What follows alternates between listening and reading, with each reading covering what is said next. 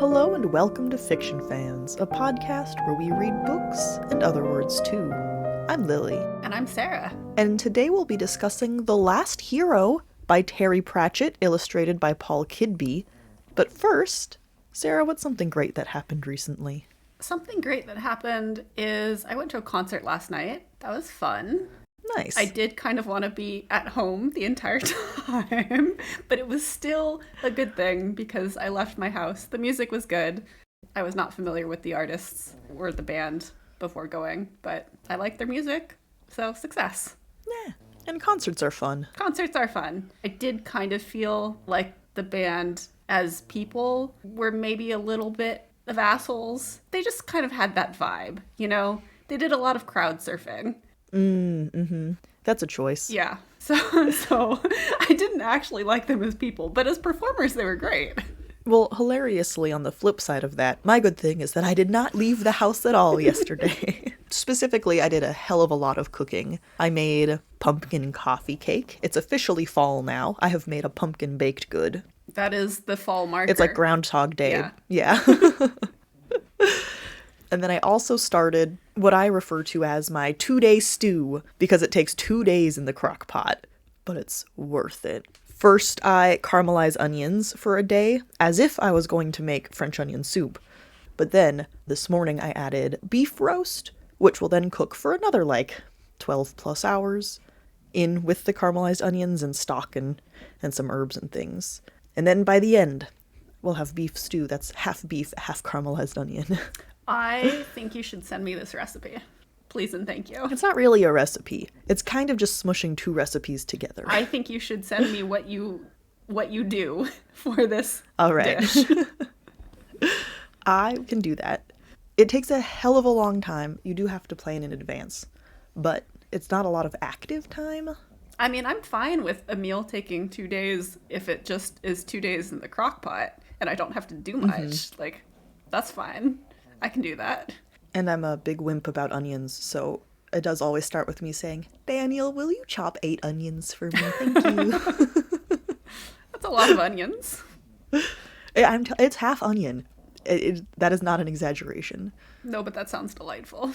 And then you put cheese on top. It really is like French onion soup, but with stuff in it instead of just onions. Yeah.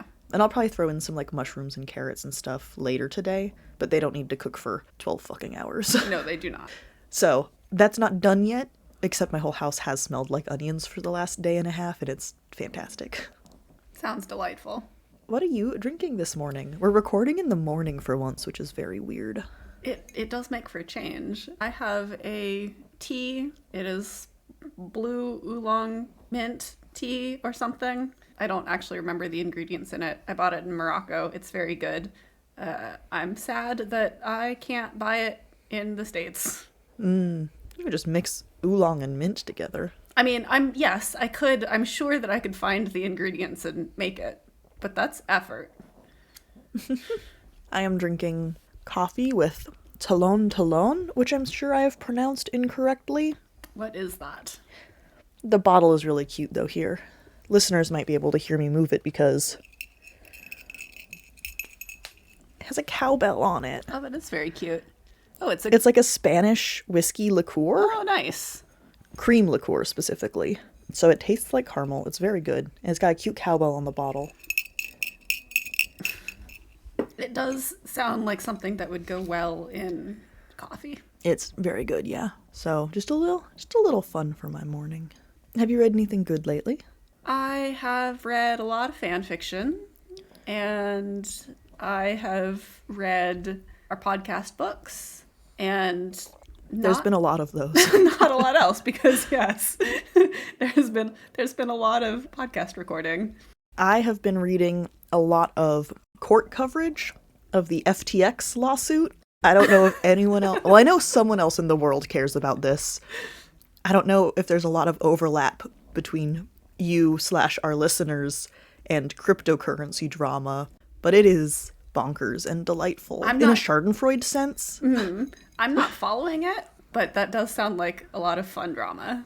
Oh my goodness. I don't know how, well, you said you're not following it. Yeah. This is kind of old news, but before the case actually started, Sam Bankman-Fried, or Freed, I don't care how to pronounce his name, I'm not going to look it up, leaked his ex-girlfriend's diary to try to smear her as a witness. Because, of course, you know, he made his ex-girlfriend the CEO of one of the companies that is getting in trouble. Clearly, I'm following it very closely. Clearly. Anyway, so she has recently was on the stand, and at one point after they broke up, she sent him a Google document with the pros and cons of them dating, and then like a little survey at the bottom that basically amounted to, do you like me back? Check yes or no. His response was transferring the company she worked for to Hong Kong. I mean, I feel bad for her, because I feel like it's mean to laugh at someone for trying to ascertain whether or not someone likes them back, but also she's an adult. Yeah. And, I mean, willingly committed a lot of fraud. And also that, yes. So, like, part of me is thinking, like, this is a distraction.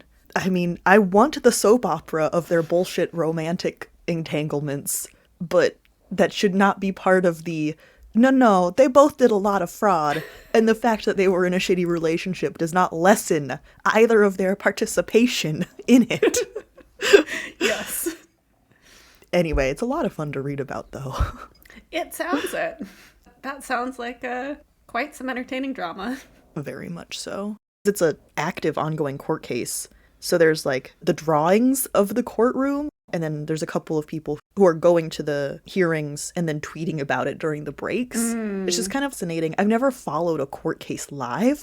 And so the way information is disseminated is very interesting. Yeah, I did that for the Penguin Random House Simon Schuster merger court case. There were some journalists who were tweeting about it, like, as it was happening, or during the breaks. Yeah, it was fascinating to see it unfold and see what kind of information we got via these, like, Twitter threads. Anyway, fascinating stuff. So no, I have not read anything. Anything but that and podcast books. But you have read The Last Hero for the first time. Yes, indeed. So this is wild. I mean, it's not a Discworld novel, right? Because it's an illustrated...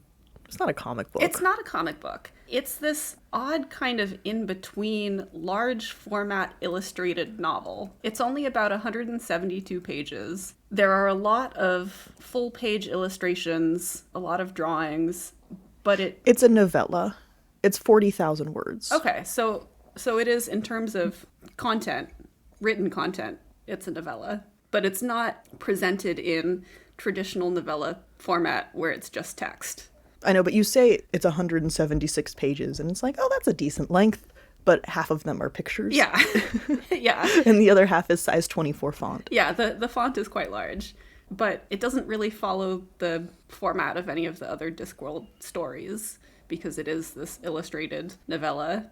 So my first reaction to picking this up was that because it is such a different format, did it feel like a good introduction for new people? I mean, the illustrations could totally help introduce someone to Discworld. Or is this just like a fun additional piece for established fans? I think it works better for established fans, personally. Yes, the format and the illustrations are a nice, like, bonus for new readers, but I think it relies so heavily on readers having a relationship with these characters already and knowing who they are, that I don't think that new readers would... I don't think they'd enjoy it very much. I'll say it. It's called a fable. And when you think of, like, how a fable normally works in a storytelling arena, I don't know what any of those word choices were. We'll just keep going. It generally relies on a lot of archetypes, right? Because you're not going into character background. I don't care who the woodcutter is. I just know there's a woodcutter, and I know he's exactly like every other woodcutter that's shown up in every other fable. Yeah. But in this case, instead of archetype characters, we're just getting characters that we already know because we've read 50,000 Discworld novels already. Yeah. So it does rely on having that background knowledge of the characters.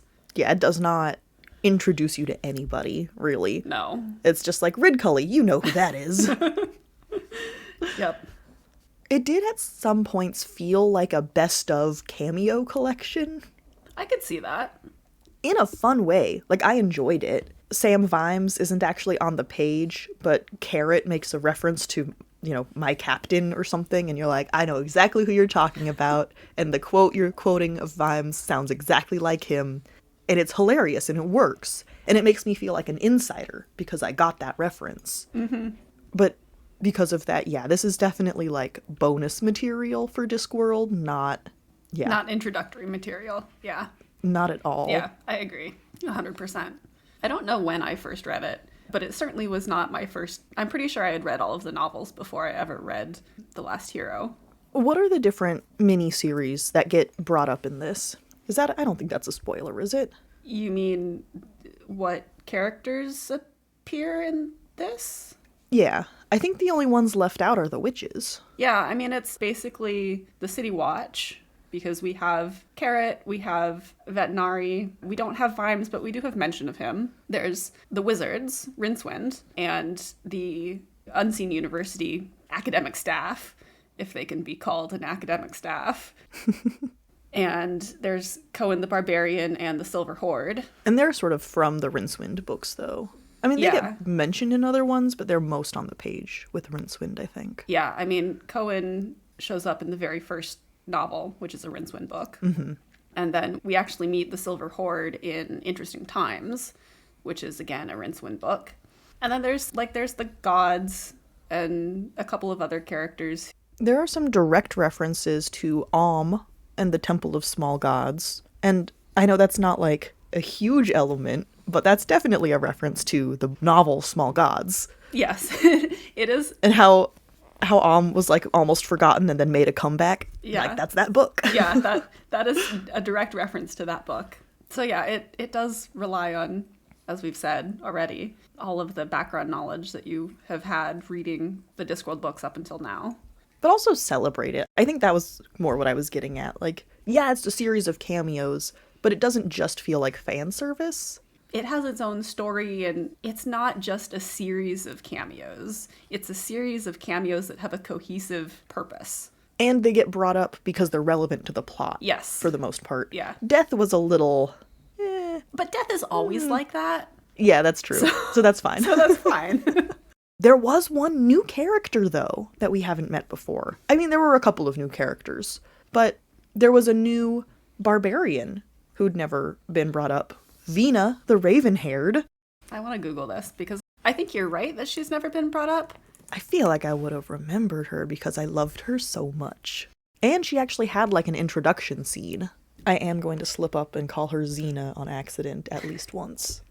Yeah, okay, maybe this is the first time she appears. I was just wondering if she hadn't been referenced. Like, obviously, we haven't met her before. You're 100% right about that. But we get a lot of references to other heroes in The Color of Magic. And I was wondering if maybe, like, she had been referenced, but Google doesn't seem to think so. She definitely is a parody of Xena. She's a retired hero, or I guess unretired, because she's come out of retirement after her husband has passed away. And she's this gray-haired woman with knitting needles who kicks ass. She's fantastic. Yeah, she was great. It was also interesting. So a lot of this, I mean, The Last Hero, a lot of this book has to do with Cohen struggling with, like, what next? Kind of that question, right? He made it. He became emperor. Now what? And so there's a lot of discussion of, like, the different paths barbarians have taken, or heroes. They use the term barbarian and hero kind of interchangeably. I think often it's barbarian hero. Yes, there you go. There are a lot of different paths that heroes can take when they're done heroing. I mean, obviously the main one is die in glorious battle. There's one hero that they make relentless fun of because he died peacefully in his sleep. I don't think they make fun of him, though. I think They pity him. Yeah, they pity him, because that's not how a hero should go out. I don't know. I was gonna then throw Vina in as the alternative, which is, she's, like, retired. When all the other barbarians are like, we don't care if we die, charge in recklessly. She's like, yo, I have grandkids. I would like to survive, actually.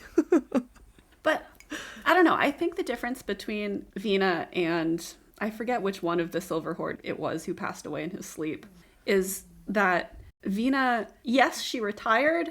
Yes, she's a little more sensible about putting her life on the line, but she's still heroing, right? Like, she went back out to the hero industry, and she still has the opportunity to die gloriously in battle, unlike Vincent, who has this very sad death in his sleep, which is, according to Cohen, quite unheroic. I don't know. It doesn't feel like that's her intention, though. I don't think so. I mean, I agree with you, but I think from Cohen's perspective, where like a glorious death is kind of the goal, I think he can respect that she has come back to heroing in a way that a death in one's sleep just makes him sad. I don't know. It, to me, is implied that she plans on dying peacefully in her sleep someday. Maybe. If she's not trying to die in battle, isn't that the alternative? Yeah, but again... And she's just okay with that. She doesn't see that as the end of the world. Again, I think that's her perspective and not Cohen's. Right. And so she's an example of the perspective of, I can do heroing and also die peacefully in my sleep, and that doesn't cancel out the heroing. Yes. Whereas Cohen just thinks that it's sad. We get a lot of conversations around heroing in general. We also meet a villain, a Dark Lord, if you will. Evil Harry. Evil Harry was fantastic. I liked Evil Harry. This story kind of touches on the idea of heroing and villaining as an enterprise. There's a lot of talk about like the code of heroes and villains as small business owners. Yeah, I think Evil Harry has a comment about how he was bringing jobs to areas of traditionally high unemployment. And there's also a conversation around what makes a hero, not in the sense of deeds, but like what is the line between heroic deeds and villainous deeds? Vetinari at one point points out, you know, who is determining that? Because so often it's the same thing, just from a different perspective. Like, they're doing the same thing. Well, and it's that idea that one can't exist without the other, right? There's a lot of talk about how the hero always lets the Dark Lord escape because he has to live another day for the hero to fight him again. Yes. And that whole sort of, as these are the last heroes, as the title of the book implies, what does that mean for the villains then? Yeah. Who are they villaining against? But also, they're not just the last heroes because they're old, but they talk a lot about how the new heroes don't follow the same code. And so their specific brand of heroism has become kind of obsolete as modernity progresses on the disc. It is a conversation around progression and the end of an era, in a way. Well, I would really love to talk about the art. I should probably know who Paul Kidby is, right? That name is tickling my brain. You should, because he's talked about quite a bit in A Life with Footnotes. Paul Kidby is the official Discworld artist who took over after Josh Kirby passed away. I'm sorry, what? They have such similar names. It's true. Is it just the same guy, but he put on a mustache and now he's a different person? He's trying to cover up the fact that he's immortal. So he was like, oh yeah, no, that other guy died. I'm Kidby now. I'm doing the exact same job. Don't ask questions. You know, that wouldn't surprise me. But yeah, Paul Kidby does all of the official art. So he does the calendars and he did the illustrations for The Last Hero. He's done book covers and et cetera, et cetera. All right, more on him in a minute. We kind of already talked about this. Who should read this book? If you like Discworld. Yeah. You don't even have to like a particular mini-series. It's all in here. Most of it is in there anyway. Yeah, that's true. If you're only in Discworld for the witches, maybe you shouldn't read this because they don't appear. But if you like Discworld in general... The remainder of this episode contains spoilers.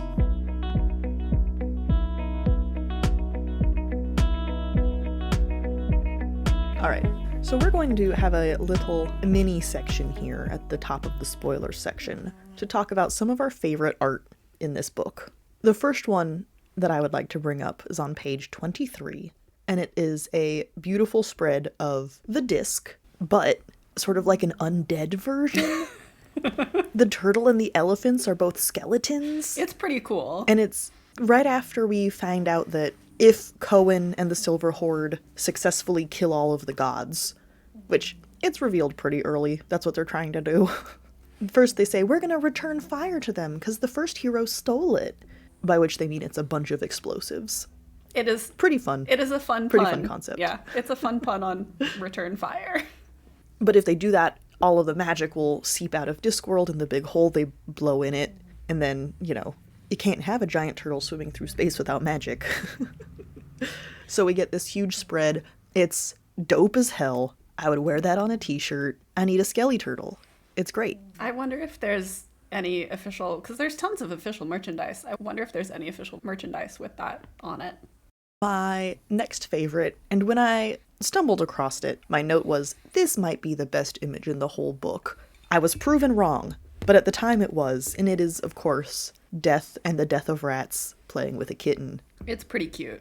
I absolutely felt like it was pandering to me, but it worked, so I was okay with it. I wouldn't say it's entirely pandering, because it's definitely canon by this point that Death has a thing for cats. So it makes sense that kind of makes sense that he's trying to figure out Schrodinger's cat. And he stops the experiment because he's like, but I don't want the cat to die. So Yes. He just takes the baby kitten out of the box. That was great. I don't think the Death of Rats is actually in that scene. I don't think the Death of Rats is actually in the book. I don't remember, to be perfectly honest. But I'm okay with just imagining that he was there hanging out. He was there hanging out, yeah. Being tormented by a kitten. Yeah. Because it's true that I think it's just Albert who is there and not the Death of Rats. And to me that was like, this is a great image, but it doesn't actually... Anyway, that's what made it feel like pandering. Fair. But it was also great, so... Fair enough. I accept it. I have two images that I really liked. One is on page 130 and 131, and it's a picture of Rincewind, Carrot, Leonard, and the librarian on the moon, and they're seeing one of the turtles like come up right in front of them with the disc on its back, and just seeing how large the turtle is in comparison to the people is very striking. So I really liked that.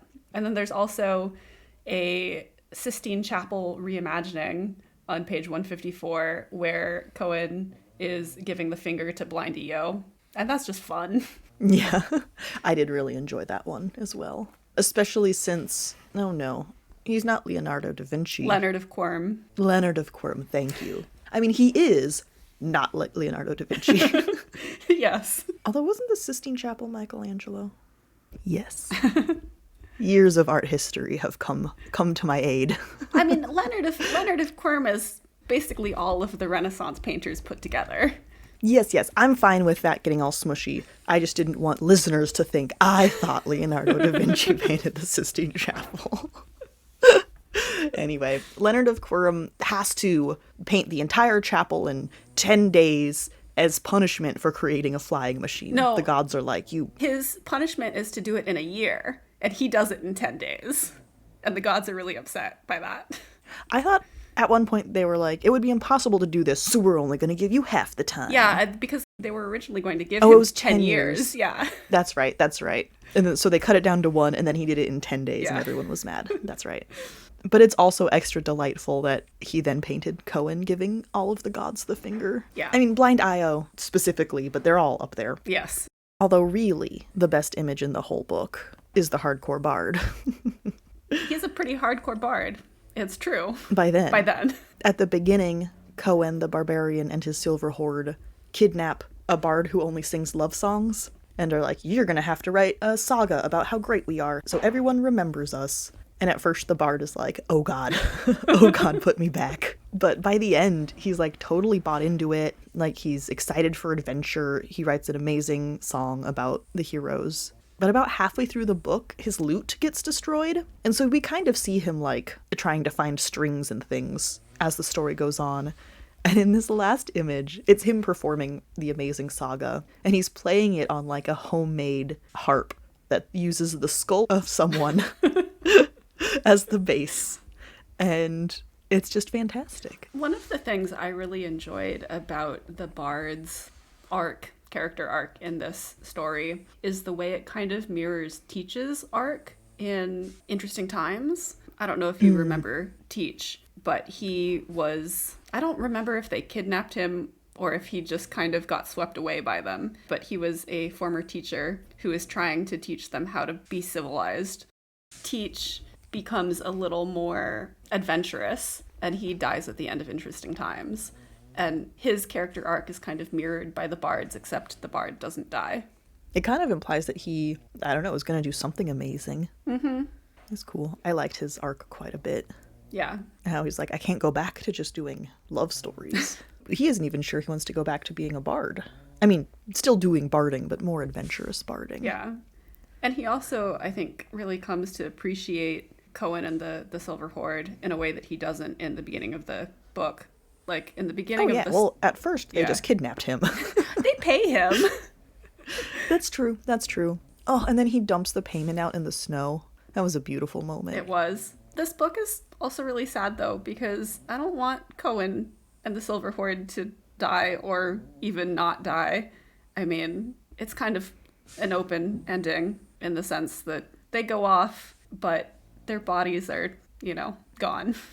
They're spirits, right? Or at least that's how I interpreted it. And they can run around adventuring throughout the cosmos as spirits, and that's fine. But it's still and sad. And death is like, I respect it. It's still sad. But they had to die somehow, and they got to die the way they wanted to and keep adventuring. Isn't that like the best case scenario? I don't want any character in Discworld on the disc to die, ever. I know that's unrealistic, but...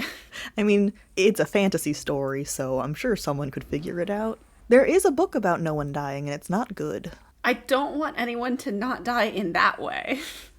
Okay. I just want them to continue to have adventures forever, And they do. Yeah, but they also...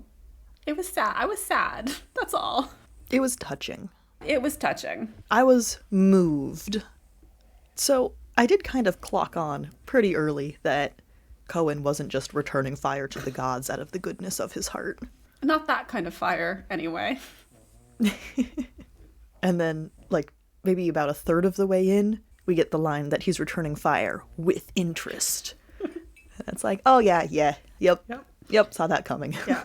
But that's part of the whole thing, because this is a fable, and so it does, like fables do, it does telegraph all of the story beats well in advance. It definitely did feel like a myth. There were some kind of nitty-gritty moments that you wouldn't necessarily get in a myth, like trying to learn how to fly the flying machine. But overall, I definitely did follow a different story structure from a Discworld novel. Yeah. I didn't have as much of the Pratchett speaking directly to the reader philosophical moment at the end. Not as much, no. I think that was probably just for length, though. Yeah, I don't think that was because of the format so much as it was the length. I would consider those related, at least. Okay, yeah, they are related. I think that was great, though. I like that it sort of weighed more on implications than just coming right out and saying it. Well, and we get some hints in character dialogue. You've commented before that you sometimes get tired with his grand speeches at the end of the books. Yeah, I never disagree with them, but sometimes I think they could be a little more subtle. And I think this book is a good example of it being subtle and working very well. So, you had something crazy that you said earlier. What was it? Not crazy. I just disagreed with vehemently. So this is a fable about, returning fire to the gods, but also really Cohen is rebelling against mortality, I would say. Yeah, I don't disagree there. Earlier you used the phrase old age, and I wanted to argue with you, but if you just agree with me now, then that's not nothing to argue with. I mean, I think they go hand in hand. You're right, Cohen's not really, he's not complaining about being old. He's not complaining about his wrinkles and the fact that he wears dentures and that things are a little more difficult. But mortality comes hand in hand with being old. So that was what I was getting at when I said that he's rebelling against that. It's not the physical stuff. He's not ready to die. There's a lot more that he wants to do. Well, it starts with There's the same story in Earth history. Some great conqueror gets to the ocean and realizes there's no more land to conquer and weeps. Yeah, the bard tells that story to Cohen. Yeah, the Discworld version, but I think there's an Earth version too. Wouldn't surprise me. And so it starts with kind of the idea that Cohen is upset because he had goals, he attained them, and now what? Mm-hmm. And so I think at the beginning it's sort of that he has no one left to conquer except the gods. But then it kind of morphs into just the entire infinite possibilities of the universe that there's no way that he can actually get to. Yeah, it kind of morphs into he's actually angry at the gods because he does want to do more, but he just can't because he's gonna die soon because he's old.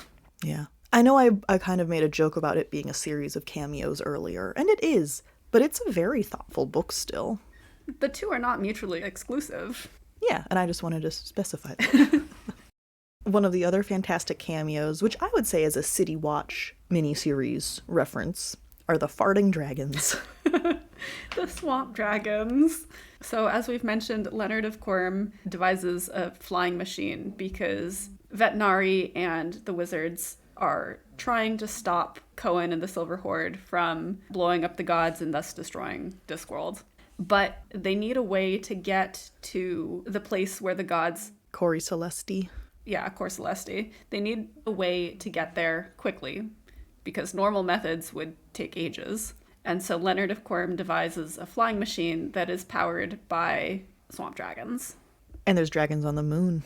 And they breathe fire the other direction, just like Errol. Carrot brings up Errol. Yes, that was a nice reference. I don't remember which book that was. Guards, I think. Because I think Guards is where they fight the dragon. And that makes sense. Yeah, that's where Errol comes in.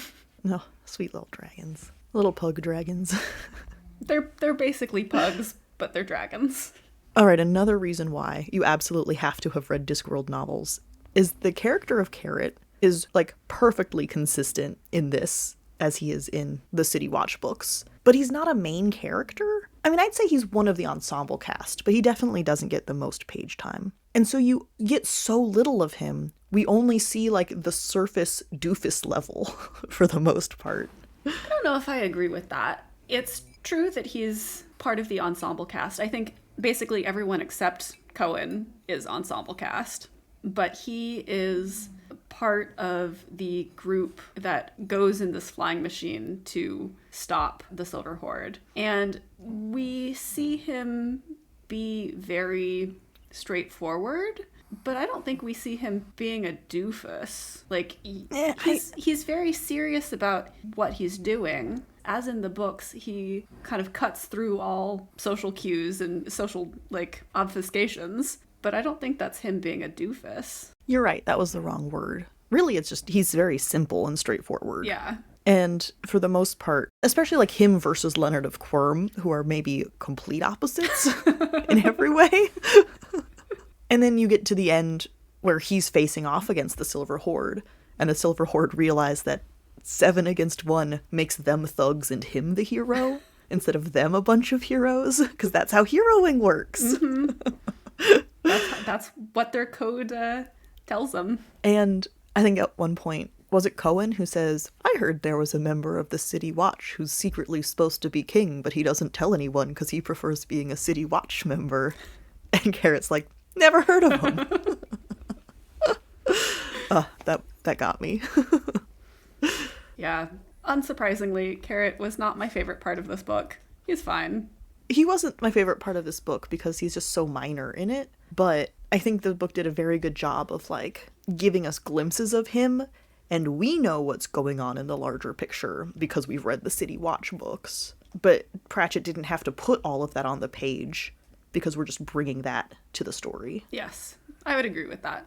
He is the archetype of Carrot in this book. I mean, Carrot's already a bit of an archetype, so... There's one other moment. I think Vina makes the reference to how come villains always stock their dungeons with really useful items for heroes to defeat them. No, who did say that? No, it's the Bard. It comes out... Yeah, that makes more sense. Yeah, it comes out that both Vina and the Silver Horde are going this way because they've both individually found maps giving all of the information as how to get to Cor Celesti. And the bard points out, like, isn't it awfully convenient that there's a map showing how to get to this place that no one has ever come back from? He's got a point. He does have a point. It's expanded to, hold on, I'm going to find that quote. Because it's also expanded to dungeons being very well stocked, and that was what I wanted to joke about. Not all of the pages had page numbers, and it drove me bonkers. The full spread pictures didn't have page numbers on them. Oh yeah, it's true. That doesn't have a page number either. If the picture covered where the page number would go, there was no page number. No, because it's in the middle. They totally could have put it there. Look. Well, I can't actually see the page number on either side. It's on this. Yeah. It's on. Okay, you're right. That has pictures on both pages where I was expecting the page number. And one of the pages has the page number in the middle of the bottom of the page, and the other just does not have a page number. They usually are in the middle. It's fine. This is not... I get that it's an art book, so it's not going to have page numbers everywhere, but it made this very difficult. Funny, really. All my life I've gone adventuring with old maps found in old tombs and so on, and I never ever worried about where they came from. It's one of those things you never think about, like who leaves all the weapons and keys and medicine kits lying around in the unexplored dungeons. And that there's a video game reference. Yep, you can tell Pratchett played a lot of video games. That was a lot of effort for that one comment, but I'm glad we did it. Hashtag worth it. Let's just pretend my long segment about page numbers was in the pet peeve corner. We can do that. Thank you so much for listening to this episode of Fiction Fans. Come disagree with us. We are on Twitter, Instagram, and TikTok at FictionFansPod. You can also email us at fictionfanspod@gmail.com. If you enjoyed the episode, please rate and review on Spotify and Apple Podcasts, and follow us wherever your podcasts live. We also have a Patreon, where you can support us and find our show notes and a lot of other nonsense. Thanks again for listening, and may your villains always be defeated. Bye!